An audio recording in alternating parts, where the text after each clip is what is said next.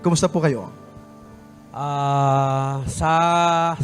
Sa oras po na ito, nagpapasalamat po ako na okay naman po, lalo na sa kalusugan na binibigay ng Panginoon sa amin sa araw-araw. Ayan, no? Maraming salamat po sa Panginoon. Ayan. Of course, mga kapatid, atin pong alamin, kayo po ay ilang years na sa Adventist? Mga 5 na po, mag-aanim na po yata. Ayan, mag-anim na taon. Bago kayo naging Seventh-day Adventist, ano po ang inyong buhay dati bilang mag-asawa? Pwede kayong maghiraman ng mic. Dalawa lang yung mic natin eh. No? Mayroon ba? Dati po, nung ako'y pumunta ng Maynila, ay hindi ko po kilala ang aking maging asawa. Mhm. Eh, medyo hindi po maganda yung kasi wala po akong nakikitang mga ganitong mapasukan na sa Panginoon natin makikita. Opo. Ay puro po barkada. Sa kasulukuyan po ngayon, nandito po yung kamag-anak ko na doon po ako nakatira sa Biluna. Oh. Opo. Doon po ako nanggaling nung ako'y binata pa. Opo. Ayun po ang umpisa.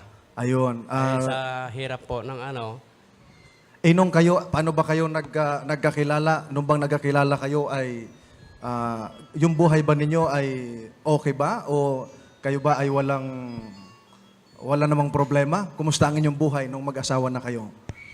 Ate Terry? Oh, sige po. Kumusta ang inyong buhay nung kayo'y mag-asawa na? Nung hindi pa kayo sa Panginoon? Okay naman, pero mas maganda yung nasa Panginoon na kami. Nasa Panginoon na kami. Nung una, medyo magulo kasi hindi pa kami sa Panginoon naman kami, pero mas tumibay at naging okay kami ngayon na naging Adventist kami kasi nung una, lalo na sa business, Opo. wala kaming pahinga. Araw-araw may trabaho, nagbigay ako ng day off, half day lang, Sunday. And then nung kami ay na-baptize na, may Sabat na kami. Parang dati may hino-hold up kami. Hino-hold up kami dati. Pero sa awa ng Diyos, walang namatay. And then, sunod-sunod, tapos maraming Pero sa awa ng Diyos, nung nabaptize na kami, nawala na kaya yun lahat. Ayun, oo. Naging okay na. So, ibig sabihin, nung kayo ay nasa Panginoon na, okay na yung takbo ng inyong business. Yung bilang mag-asawa kayo, kumusta naman ang yung relasyon ninyong mag-asawa nung kayo hindi pa Adventist? Magulo kasi si Darwin, kasi At least malaman ng ating mga taga-subaybay. Welcome, Pastor George. medyo magulo. At least makuha nyo ng Aral. ng aral. Kasi dati, syempre sa hapon, kinakabahan ka na, andyan na naman. Bakit nyo po nasabing magulo ang buhay ninyong mag-asawa at kinakabahan kayo? Ano po ang... Ay, lasing. Oh. Pag hindi naman siya lasing, okay. Pag lasing na, ayun na naman, kalbaryo ko na naman yun. Pero, nung nakilala niya ang Panginoon, lalong-lalo na sumasali siya sa Anchor's Hymn. Ayun, totally, pinangako niya talaga sa Panginoon. Doon ako naging panatag kasi pangako niya sa Panginoon na hindi na ako titikim ng alak. Yun ang pangako niya sa akin. Kaya doon ako kampante kasi ang Panginoon, ang pinangakuan niya, hindi ako. Kaya yun, para... Opo. Nung kayo po ay nandun na tayo sa magulo ang buhay ninyo at si Kuya ay umiinom lasing, kayo ba ay nagsisimba na noong panahon na yon? Meron na ba kayong pinaglilingkurang Panginoon? Dati kaming Katoliko. Sa bahay nga namin, puro santo yun eh. And then, maraming rebulto. doon kami nagluluhod. Pero hindi siya naniniwala. Doon sa rebulto. Kami lang, nagro-rosary pa kami. Yung mga anak ko, memoryado nila yung, ano ba yun? Angelus prayer sa 6. Tapos yung yung rosary, yung 10 times ka ganun. Opo. So ibig sabihin, kahit kayo ay hindi pa Adventist, nandun na yung pagiging relihiyoso ninyo. Religyoso talaga, lalo na ako. Kaya lang hindi kayo magkasundo ni Kuya dahil siya hindi naniniwala. Hindi. Buti hindi kayo nag-aaway patungkol doon sa inyong... Hindi, mapagmahal naman siya. Kung ano yung gusto ko, sinusunod naman niya. Okay. So, Sa inyong buhay bilang mag-asawa, nung kayo hindi pa Adventist, talagang okay naman, doon lang sa kanyang pagiging lasinggero. Yun lang. Opo, oo. Kayo ba ay naramdaman nyo ba yung pagpapala ng Panginoon, yung gabay ng Panginoon? Kumbaga talagang nandun yung trust nyo sa Panginoon, kayo'y hindi pa Adventist? O sa inyong buhay o may kulang? Ano sa inyong palagay? Para sa akin may kulang. Kasi isang oras ka lang magsisimba, dito maghapon ka nagsisimba, and then matututo ka talaga. Kasi sa isang oras, pagkatapos ng isang oras, gagawa ka na naman ng, makakalimutan mo na yung kung ano yung naririnig mo sa church, no? At saka hindi kami nagbabasa ng Bible Noon. Oo, noon. opo. Yun. Ikaw, kuya. Malaki po ang pagkaiba sa Adventist at saka sa Katoliko kasi pag galing ka sa simbahan, pag uwi mo, pwede ka na uminom. Oo. Oo. Oo. Ibig sabihin, naranasan mo yun, ha? Halimbawa, may birthday ko. Oo.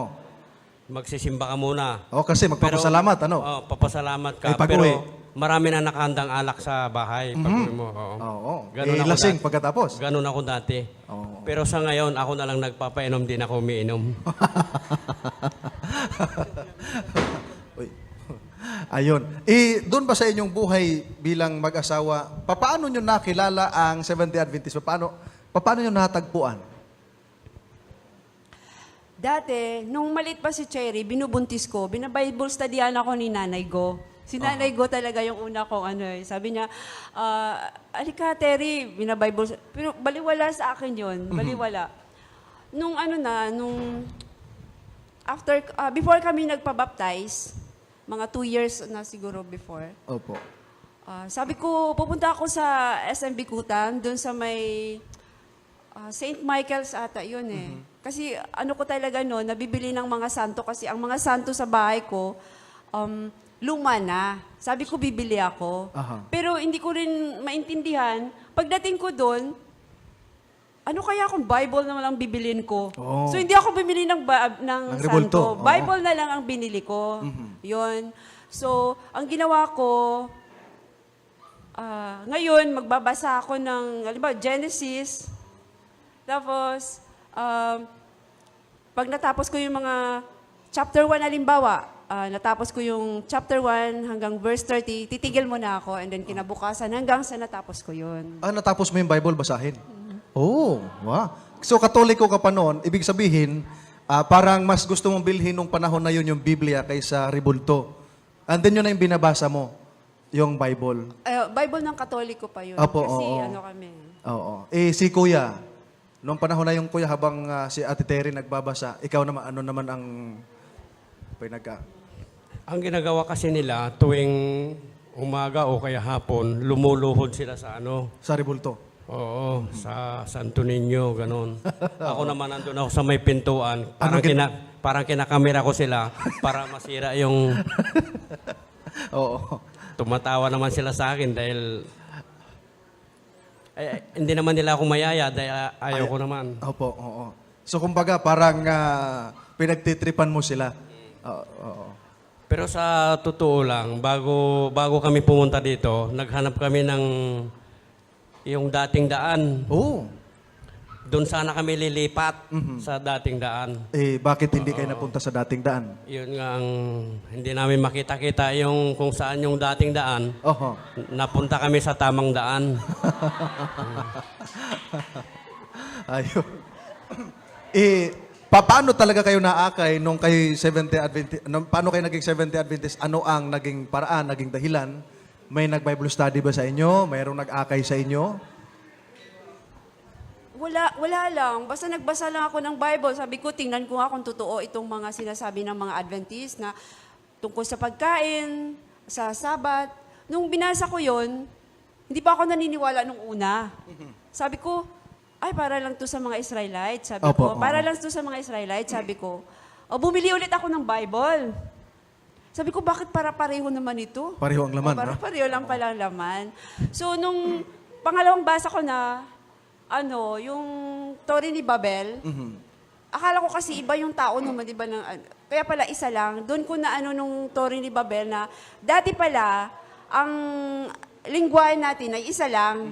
iniba lang ng Panginoon nung ginulo ng Panginoon nung dun sa Tori ni Babel. salita nila, oo. Ayun, dun ko na ay tama nga, sabi ko. So papaano nyo, kailan ba kayo nabautismo sa Adventist? Papaano kayo? Wala bang nag-assist sa inyo? Nag-assist bago kayo nag-church? O sadya lang kayo mag-asawa na sumimba? Timing ng time na yon, nung nagbasa na ako ng Bible, nung nalaman ko yun, pumasok pa kami ni Darwin nagsimba pa kami sa Katoliko. Parang nung pumasok ako dun sa simbahan, pag step ko sa pintuan, parang may nagbubulong sa akin na, alam mo na yung katotohanan, bakit ka papapasok dito? So hindi naman ako lalabas, hindi naman kasi nakabihis na kami. Sabi ko, Panginoon, hindi naman po ako nagsisimba sa mga rebolto. Sa inyo ba? And then, 1 week, may crusade ata dun sa... Amerikano yung speaker nun po, Ate Beng. At saka si Kukok yung yung... Translator. Translator. Ay, doon po kami na-baptize. Oh. Yun. Yung bang may crusade na yon, ilan ba kayong, dumadalo ba kayo nung gabi-gabi na yon? Opo. Dumadalo Opo. kayo. Aha. So, ibig sabihin, nung kayo dumadalo doon, na-convince kayo o na-amaze ba kayo? Bakit kayo nagpabautismo? Ano ang nagbigay sa inyo nag-insist bakit kayo nagpabautismo? Hindi ko pa masyado naintindihan yun. Basta yung ko lang sa isip ko, lilipat na kami kasi doon, ako doon sa mga binabasa ko. Oh. Kasi hindi ko pa masyado naintindihan kasi yun, Amerikano yun. Tapos hindi ko pa masyado naintindihan. Sabi ko, bahala na, basta pag binyagan na kami, ay di doon na kami matututo siguro sa araw-araw, Opo. di ba? Inong kayo ay magpasya ng magpabautismo, ikaw kuya, isa ba yung pasya ninyo nung magpabautismo? Handa ka na ba nung iwan yung iyong mga bisyo noon? Ano may mga bisyo mo dati nung bago kayo nagpabautismo? Ay, sa bisyo, Marami. Oo. medyo marami. Halos sinubukan ko yung mga bisyo dito sa Maynila. Hindi pala maganda para sa katawan. Dahil huli na kasi sa bagay, hindi pa naman masyadong huli. Dahil Opo. wala pa naman ako 60. So, nung kayo po ay nagpasya nila, Ate Terry, na magpabautismo, talagang totally iniwan mo na yung bisyo. Nung nagpabinyag kami, para umiinom pa ko pa isa-isa, pero yung pangako ko sa Panginoon nung nakarang araw-araw pa, sabi ko hindi ko natutupad. Tapos nangako ako ulit na hindi na ako titikim kailanman. Hanggat nabubuhay ako talaga hindi na ako titikim. Ayun. So, nung nagpasya, magpabautismo, mag-asawa kayo, talagang nag-usap kayo na sasama kayo mag-asawa magpabautismo? Sabay kami. Kasi bago kami sabi ko lilipat na tayo ng lilipat na tayo. Oo. Oo. Talagang desidido na kami lilipat. Talaga. Kaya dito naman kami napunta. Salamat sa Panginoon na nandito kami ngayon sa Adventist, kasama nyo kami. Ayan, no? So, kayo nabautismohan, ilan po kayo sa pamilya? 3 kami. Nung una, 3 kami, si Cherry, ako, at saka siya. Opo. And then, kasi si Karel bata pa nun eh. So, ngayon, kayo ba ngayon ay masaya ba kayo ngayon na halos kumpleto na kayo? Si Charles, nasa ba si Charles? Kakaalis lang. Siya ay nabautismohan nung nakaraang Sabado. Kumusta ang inyong nararamdaman itong nakita inyo kumpleto ng inyong pamilyang naglilingkod? Sobrang saya namin kasi kumpleto na kami. Dati si Charles, Charles, halika na, magsimba tayo. Parang ayaw niya.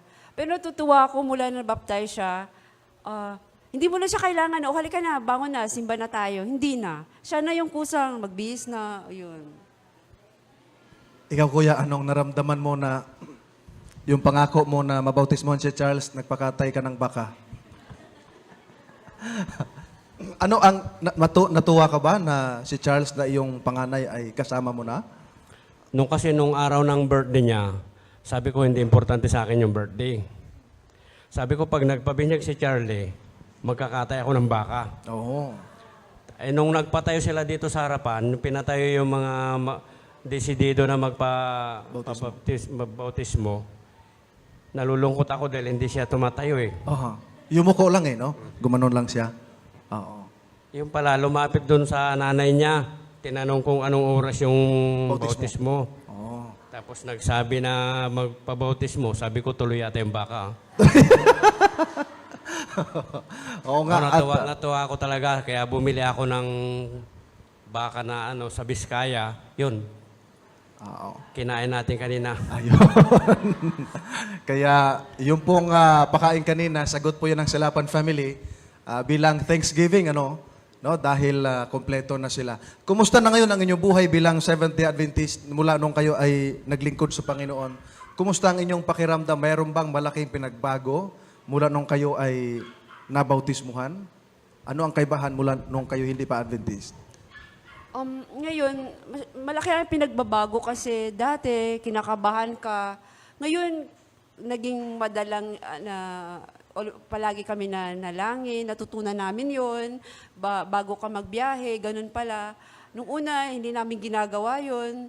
Yun, parang safe ka kasi kapag nananalangin ka lagi. Yun pala yung niya na, yun, malaki ang kinaibahan niya sa noon at ngayon. Okay po. Ikaw, kuya, ano ang malaking kaibahan ng buhay mo nung ikaw ay hindi pa Adventist, maraming bisyo, at ngayon ay ang bisyo mo ang kumanta na lang? Malaki ang pagkaiba kasi dati, ang hinahawakan ko, puro baso. Aso na may vino, ano? Opo. Baso na ang laman niya ay nakakaduling. Nakakaduling, ano? Talagang sobra. Alam naman ng mga kamag-anak ko na taga Biluna. Dahil Opo. talaga yun ang puro alak. Puro Opo, alak. oo. Totoo ba yung sinasabi nila na mahirap iwan yung pag-inom ng alak, yung sigarilyo, sugal, o iba pang mga bisyo? Totoo ba yung mahirap maiwan? Hindi po ako naniniwala dyan, Pastor, sa mahirap iwan na bisyo. Bakit po? Madali lang po iwan yan pag gusto mo. Lalo na kung sa Panginoon ka Ayun. So dyan natin nakita, mga kapatid, hindi pala totoo yung sabihin nila na mahirap iwan ang bisyo. Ano po? sobrang madali lang talaga, Panginoon. No? Sa Panginoon. Oo, Pag sa Panginoon. Kung tanggapin mo ang Panginoon, sobrang madali lang. Aha. Hindi ba kayo nagsisi na ang napuntahan nyo ay Seventh-day Adventist? Hindi kami nagsisisi, Pastor. Talagang natutuwa kami dahil dito kami napadpad. Ikaw, Ate Terry, anong... Ako din, sobrang tuwa ko din kasi marami akong natutunan. Kasi dati, ang alam ko lang panalanginin ay Hail Mary at saka Our Father. Ngayon, malaki ang ipinagbabago. Nag-improve, opo. Oo. Si Ate Terry, ang kanyang bisyo ay ang lumuhod sa rebulto nung araw. Si Kuya Darwin, marami naman siyang tinutungga na bisyo. Doon po sa mga bisyoso na nanonood sa atin, marami kasi tayong viewers na mga non-Adventist. Ano, Kuya Darwin, ang maipapayo mo sa kanila? Andun yung camera ninyo pala. No, biglang dalawa yung camera natin, no? Biglang nag-improve. Ano may papayo mo, si Kuya Darwin muna, ano may papayo mo doon sa mga bisyoso na sasabihin lang, mahirap iwan, ano may papayo mo sa kanila, Kuya Darwin? Doon po kayo tumingin sa mga may bisyo pa na katulad ko dati, mas masarap mabuhay kung nasa Panginoon tayo na wala tayong bisyo na dala-dala sa katawan. Kasi kung nasa bisyo tayo, posible na mapahamak yung ating katawan. Tsaka mas masarap mabuhay na wala tayong bisyo. Sobrang masarap lalo na kung naglilingkod ka sa Panginoon. Tulad ko na medyo minsan kumakanta-kanta, sinasama nila ako. Kahit di naman ako marunong talaga masyado. Pasalamat din ako kay Pastor na kinuha ko na kasama sa Anchor's Hymn. Masarap maglingkod sa Panginoon. Salamat, Kuya Darwin. Ikaw, Ate Terry, marami kasi tayong viewers hanggang ngayon na kahit yung kapatid ni Sister Raquel Carpio, lagi nanonood yon sa atin. Mahilig yon lumuhod sa rebulto ni Mama Mary. No? At hindi ko alam kung one time nakadalo siya rito, no? Oo. Anong may papayo mo doon sa mga, kasi sabi mo ay talagang nakita mo sa yung pagbabasa ng Biblia na mali ang sumamba sa mga rebulto o mga santo-santo nila. Ano may papayo mo sa kanila na doon sa mga nandun pa sa wala sa katotohanan? Doon po yung kamera ninyo. Sige po. Ang may papayo ko lang, hindi naman totoo yon yung rebolto kasi hindi ka naman niya naririnig, hindi ka niya nakikita, o diretso na tayo sa Panginoon. Kasi mas pakikinggan tayo ng Panginoon kung siya lang yung sambahin natin, hindi yung ibang bagay pang ating lulukuran. At bilang kayo ngayon ay buong pamilya na naglilingkod sa Panginoon, nakasisiguro ba kayo o meron ba kayong panindigan na kayo maglilingkod hanggang sa pagdating ng ating Panginoon? Ako, nakakasiguro ako na maglingkod na ako sa Panginoon hanggang siya'y dumating. Ayan, ikaw, Kuya Darwin? Ako ganun din. Kasi nangako ako sa Panginoon na hanggat nabubuhay ako, ipagpatuloy namin ang paglilingkod sa ating Panginoon.